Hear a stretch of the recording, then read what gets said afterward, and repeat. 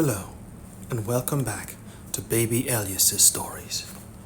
We now return to Do Androids Dream of Electric Sheep by Philip K. Dick. Chapter 9. In the enormous whale belly of steel and stone carved out to form the long-enduring old opera house, Rick Deckard found an echoing, noisy, slightly miscontrived rehearsal taking place. As he entered, he recognized the music. Mozart's The Magic Flute, the first act in its final scenes. The Moors' slaves, in other words, the chorus, had taken up their song a bar too soon, and this had nullified the simple rhythm of the magic bells. What a pleasure! He loved the magic flute. He seated himself in a dress circle seat. No one appeared to notice him, and made himself comfortable. Now Papageno, in his fantastic pelt of bird feathers, had joined Pamina to sing words which always brought tears to Rick's eyes, when and if he happened to think about it. Könnte, jeder Mann solche Glöckchen finden, seine, Feinde, würden, dann ohne Mühe schwinden. Well, Rick thought, in real life no such magic bells exist that make your enemy effortlessly disappear. Too bad. And Mozart, not long after writing The Magic Flute, had died in his 30s of kidney disease and had been buried in an unmarked pauper's grave. Thinking this, he wondered if Mozart had had any intuition that the future did not exist, that he had already used up his little time. Maybe I have too, Rick thought, as he watched the rehearsal move along. This rehearsal will end. The performance will end. The singers will die. Eventually, the last score of the music will be destroyed in one way or another. Finally, the name Mozart will vanish. The dust will have won. If not on this planet, then another. We can evade it a while, as the Andes can evade me and exist a finite stretch longer. But I get them, or some other bounty hunter gets them. In a way, he realized, I'm part of the form-destroying process of entropy. The Rosen Association creates, and I unmake. Or anyhow, so it must seem to them. On the stage, Papageno and Pamina engaged in a dialogue. He stopped his introspection to listen. Papageno: My child, what should we now say? Pamina: The truth. That's what we will say. Leaning forward and peering, Rick studied Pamina in her heavy, convoluted robes, with her wimple trailing its veil about her shoulders and face. He re-examined the poop sheet, then leaned back, satisfied. I've now seen my third Nexus 6 android, he realized. This is Luba Luft. A little ironic, the sentiment her role calls for. However vital, active, and nice-looking, an escaped android could hardly tell the truth about itself anyhow. On the stage, Luba Luft sang, and he found himself surprised at the quality of her voice. It rated with that of the best, even that of notables in his collection of historical tapes. In his collection of historic tapes. The Rosen Association built her well, he had to admit. And he again, and again he perceived himself sub specie aeternitatis, the form destroyer called forth by what he heard and saw here. Perhaps the better she functions, the better a singer she is, the more I am needed. If the androids had remained substandard like the ancient Q40s made by Darien Associates, there would be no problem and no need of my skill. I wonder when I should do it, he asked himself. As soon as possible, probably. At the end of the rehearsal, when she goes to her dressing room. At the end of the act, the rehearsal ended temporarily. It would resume, the conductor said in English, French, and German, in an hour and a half. The conductor then departed. The musicians left their instruments and also left. Getting to his feet, Rick made his way backstage to the dressing rooms. He followed the tail end of the cast, taking his time and thinking. It's better this way, getting it immediately over with. I'll spend as short a time talking to her and testing her as possible. As soon as I'm sure. But technically, he could not be sure until after the test. Maybe Dave guessed wrong on her, he conjectured. I hope so, but he doubted it. Already, instinctively, his professional sense had responded, and he had yet to err throughout years with the department. Stopping a super, he asked for Miss Luft's dressing room. The super, wearing makeup and the costume of an Egyptian spear carrier, pointed. Rick arrived at the indicated door, saw an ink-written note tacked to it, reading, Miss Luft, private, and knocked. Come in. He entered. The girl sat at her dressing table, a much-handled cloth-bound score open on her knees, marking here and there with a ballpoint pen. She still wore her costume and makeup, except for the wimple that she had set down on its rack. Yes, she said, looking up. The stage makeup enlarged her eyes, enormous and hazel. They fixed on him and did not waver.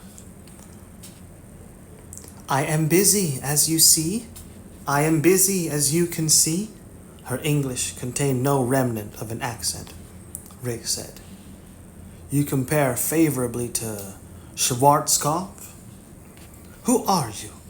Her tone held cold reserve, and that other cold, which he had encountered in so many androids. Always the same, great intellect, ability to accomplish much, but also this. He deplored it, and yet, without it, he could not track them down. I'm from the San Francisco Police Department, he said. Oh. The huge and intense eyes did not flicker, did not respond. What are you here about? Her tone oddly seemed gracious. Seating himself in a nearby chair, he unzipped his briefcase. I have been sent here to administer a standard personality profile to test you. It won't take more than a few minutes. Is it necessary? She gestured toward the big cloth-bound score. I have a good deal I must do. Now she had begun to look apprehensive. It's necessary. He got out the Voight-Kampff instruments, began setting them up. An IQ test? No.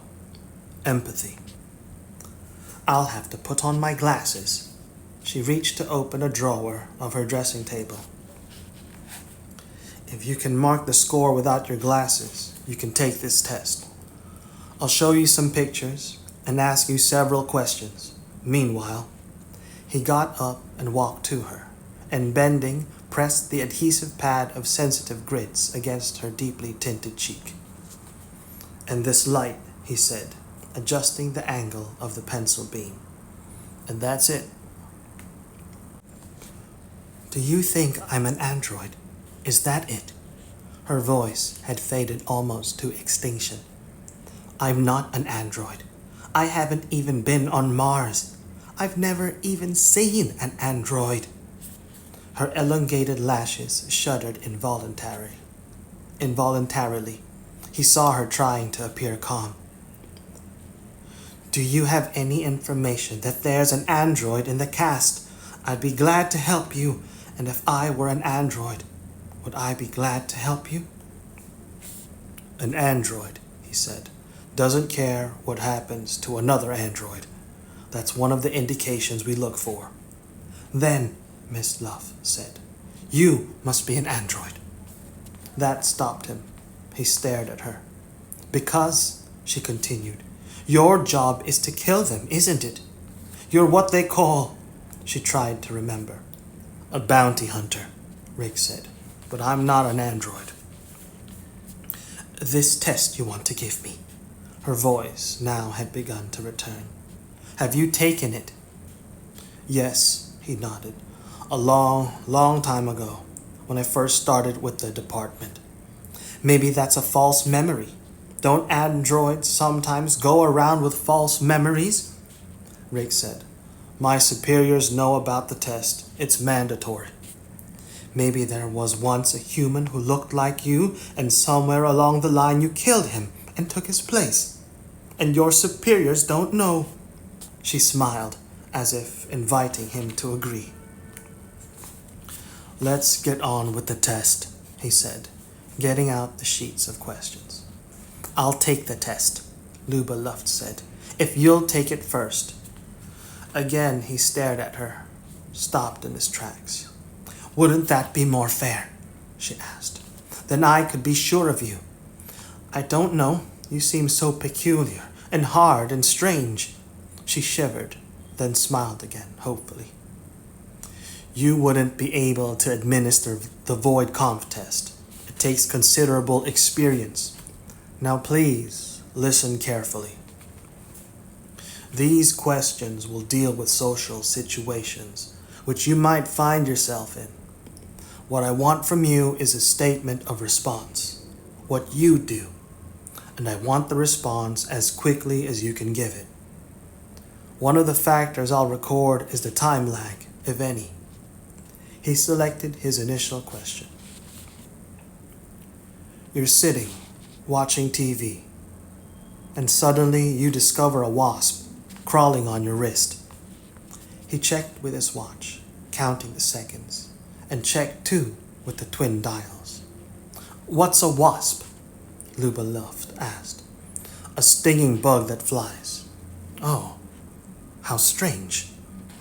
Her immense eyes widened with childlike acceptance, as if he had revealed the cardinal mystery of creation. "Do they exist? I've never seen one." "They died out because of the dust. Don't you really know what a wasp is? You must have been alive when there were wasps. That's only been—" "Tell me the German word." He tried to think of the German word for wasp, but couldn't. "Your English is perfect," he said angrily. "My accent," she corrected, "is perfect. It has to be for roles, for Purcell and Walton and Vaughan Williams. But my vocabulary isn't very large." She glanced at him shyly. "Wespe," he said, remembering the German word. "Ach, yes, ein Wespe," she laughed. "And what was the question? I forget already." "Let's try another." Impossible now to get a meaningful response. "You're watching an old movie on TV, a movie from before the war. It shows a banquet in progress. The entree, he skipped over the first part of the question, consists of boiled dog stuffed with rice. Nobody would kill and eat a dog, Luba Luft said. They're worth a fortune, but I guess it would be an imitation dog. Ersatz, right? But those are made of wires and motors. They can't be eaten. Before the war, he grated. I wasn't alive before the war. But you've seen old movies on TV.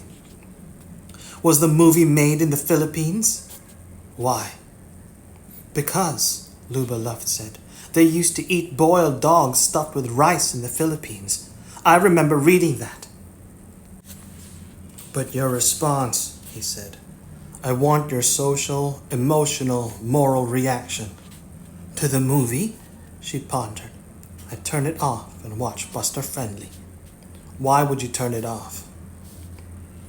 Well, she said hotly, who the hell wants to watch an old movie set in the Philippines? Whatever happened in the Philippines except the Bataan Death March? And would you want to watch that? She glared at him indignantly. On his dials, the needle swung in all directions. After a pause, he said carefully, You rent a mountain cabin. Yeah, she nodded. Go on, I'm waiting. In an area still verdant. Pardon? She cupped her ear. I don't ever hear that term. Still trees and bushes growing. The cabin is rustic, knotty pine, with a huge fireplace. On the walls, someone has hung old maps, Currier and Ives prints. And above the fireplace, a deer's head has been mounted, a full stag with developed horns. The people with you admire the decor of the cabin, and I don't understand Currier or Ives or Deckard, Luba Luft said. She seemed to be struggling, however, to make out the terms. Wait, she held up her hand earnestly. With rice, like in the dog. Currier is what makes the rice. Currier rice. It's curry in German. He could not fathom for the life of him if Luba Luft's semantic fog had purpose. After consultation with himself, he decided to try another question. What else could he do? You're dating a man, he said, and he asks you to visit his apartment. While you're there... Oh, nein, Luba broke in. I wouldn't be there. That's easy to answer. That's not the question. Did you get the wrong question? But I understand that. Why is a question I understand the wrong one? Aren't I supposed to understand? Nervously fluttering, she rubbed her cheek and detached the adhesive disc. It dropped to the floor, skidded and rolled under her dressing table. Ach Gott, she muttered, bending to retrieve it, a ripping sound that of cloth tearing her elaborate costume. I'll get it, he said, and lifted her aside. He knelt down, groped under the dressing table until his fingers located the disc. While he stood up, he found himself looking into a laser tube. Your questions, Luba Luft said in a crisp, formal voice, began to do with sex. I thought they would finally. You're not from the police department. You're a sexual deviant.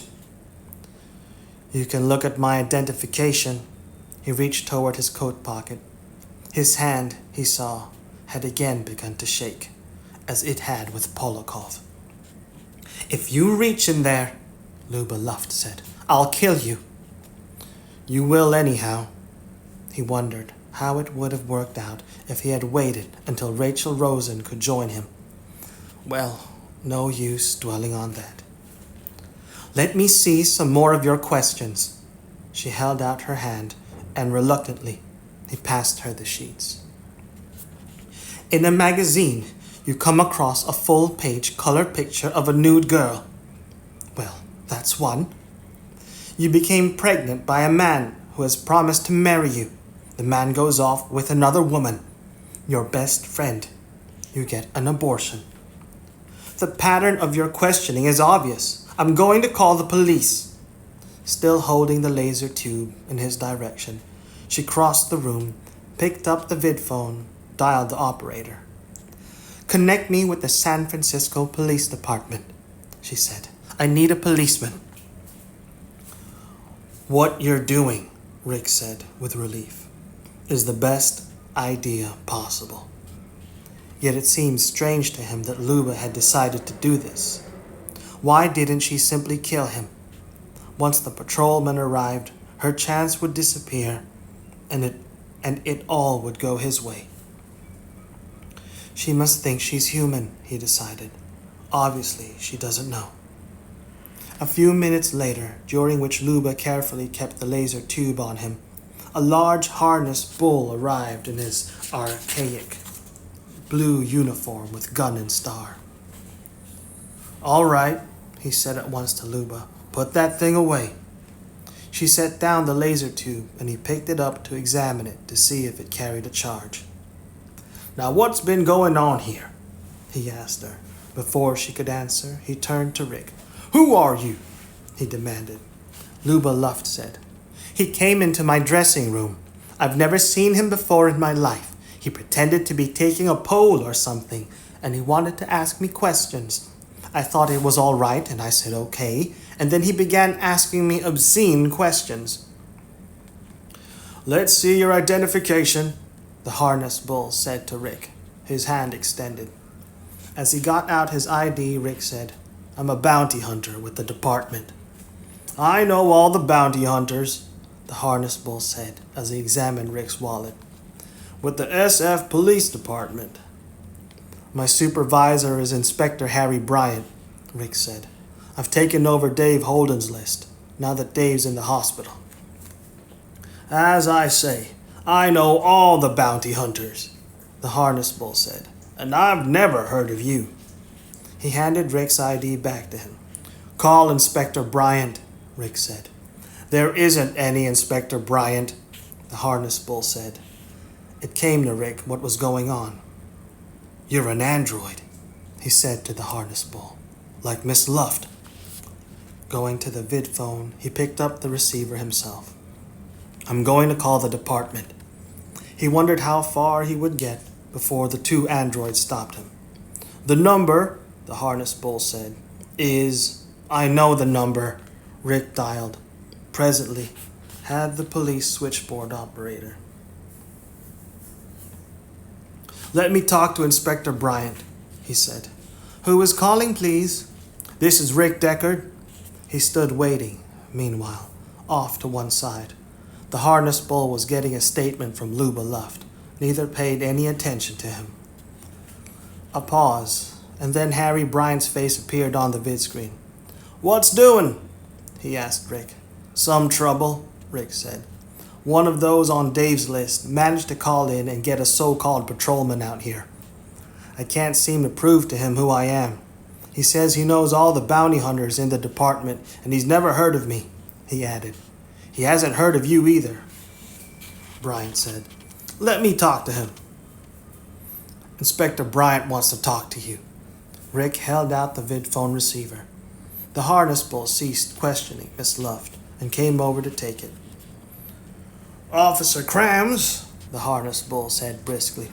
A pause. Hello? He listened. Said hello several times more. Waited. Then turned to Rick. There's nobody on the line. And nobody on the screen. He pointed to the vidphone screen, and Rick saw nothing on it. Taking the receiver from the harness bull, Rick said, Mr. Bryant. He listened. Waited. Nothing. I'll dial again. He hung up, waited, then redialed the familiar number. The phone rang, but no one answered it. The phone rang on and on. Let me try, Officer Krams said, taking the receiver away from Rick. You must have misdialed. He dialed. The number is 842. I know the number, Rick said. Officer Krams calling in, the harness bull said into the phone receiver. Is there an Inspector Bryant connected with the department? A short pause. Well, what about a bounty hunter named Rick Deckard? Again a pause. You're sure? Could he have recently? Oh, I see. Okay, thanks. No, I have it under control. Officer Krams rang off, turned toward Rick. I had him on the line, Rick said. I talked to him. He said he'd talk to you. It must be phone trouble. The connection must have been broken somewhere along the way. Didn't you see? Brian's face showed on the screen, and then it didn't. He felt bewildered. Officer Krams said, I have Miss Luft's statement, Deckard, so let's go down to the Hall of Justice so I can book you. Okay, Rick said. To Luba Luft, he said, I'll be back in a short while. I'm still not finished testing you. He's a deviant, Luba Luft said to Officer Krams. He gives me the creeps, she shivered. What opera are you practicing to give? Officer Krams asked her. The Magic Flute, Rick said. I didn't ask you, I asked her. The harness bull gave him a glance of dislike. I'm anxious to get to the Hall of Justice, Rick said. This matter should be straightened out. He started toward the door of the dressing room, his briefcase gripped. I'll search you first, Officer Krams deftly frisked him, and came up with Rick's service pistol and laser tube. He appropriated both. After a moment of sniffing the muzzle of the pistol, This has been fired recently, he said. I retired an Andy just now, Rick said. The remains are still in my car, up on the roof. Okay, Officer Krams said. We'll go up and have a look. As the two of them started from the dressing room, Miss Luft followed as far as the door. He won't come back again, will he, officer? I'm really afraid of him. He's so strange. If he's got the body of someone he killed upstairs in his car, Krams said, he won't be coming back. He nudged Rick forward, and together the two of them ascended by elevator to the roof of the opera house. Opening the door of Rick's car, Officer Krams silently inspected the body of Polakov. An android, Rick said. I was sent after him. He almost got me by pretending to be. They'll take your statement at the Hall of Justice, Officer Krams interrupted. He nudged Rick over to his parked, plainly marked police car. There, by police radio, he put in a call for someone to come pick up Polakov. Okay, Deckard, he said then, ringing off. Let's get started. With the two of them aboard, the patrol car zoomed up from the roof and headed south. Something, Rick noticed, was not as it should be. Officer Krams had steered the car in the wrong direction. The Hall of Justice, Rick said, is north on Lombard. That's the old Hall of Justice, Officer Krams said. The new one is on Mission. That old building, it's disintegrating. It's a ruin. Nobody's used that for years. Has it been that long since you last got booked? Take me there, Rick said, to Lombard Street. He understood it all now, saw what the androids working together had achieved. He would not live beyond this ride. For him, it was the end, as it had almost been for Dave, and probably, eventually, would be. That girl's quite a looker, Officer Krams said. Of course, with that costume, you can't tell about her figure, but I'd say it's damn okay, Rick said. Admit to me that you're an android. Why? I'm not an android. What do you do? Roam around killing people and telling yourself they're androids? I can see why Miss Luft was scared. It's a good thing for her that she called us. Then take me to the Hall of Justice on Lombard. Like I said. I'll take about 3 minutes, Rick said. I want to see it. Every morning I check in for work there. I want to see that it's been abandoned for years, as you say." "Maybe you're an android," Officer Cram said, "with a false memory, like they give them. Have you thought of that?" He grinned frigidly as he continued to drive south. Conscious of his defeat and failure, Rick settled back and helplessly waited for what came next. Whatever the androids had planned, now that they had physical possession of him. "But I did get one of them," he told himself. "I got Paul Lachov, and Dave got two." Hovering over Mission, Officer Cram's police car prepared to descend for its landing.